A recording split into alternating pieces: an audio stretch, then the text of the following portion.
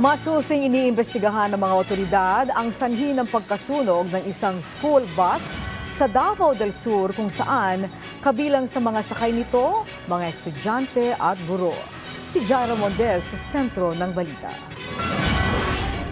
Diri sa may kinukol darong ni siya guys, sa may barangay Darong. Kita sa social media post ng isang netizen ang pagliyab ng apoy ng school bus na nakaparada sa kalsada ng barangay Darong, Santa Cruz, Davao del Sur. Ayon sa Santa Cruz Municipal Police Station, nangyari ang insidente pasado alas 6 ng umaga kahapon.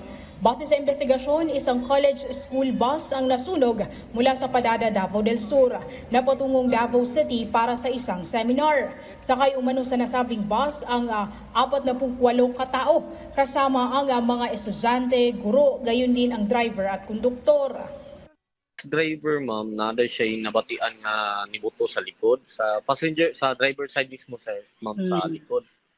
Sa may dool sa wheel ba sa likod nga tawag nga ligid. Pero nihunong siya ma'am dito na sa may barangay Darong. Ang una niya nabatian to ma'am dito sa may Beaker lang, doon man na ma'am. Beaker og barangay sa barangay Hon, doon man na. Nihunong sila kay inform sila sa ilang kakunboy nga sakyanan. Ihunong sila tapos ipanaog nila ang mga pasahero kay wala pa man ni siga gid ma'am actually.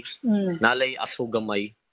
Tapos mo to gipanaog ni ma'am tapos ni dilaab lang daw kalit ma'am, kusog ang kalayo, dili na nila dili na nila mapugnan. Nang makababa na ang lahat ng sakay, bigla na lang nagliyab ang bus. Mabuti na lang at ligtas ang lahat ng sakay. Patuloy pa rin inaalam ang sanhi ng sunog.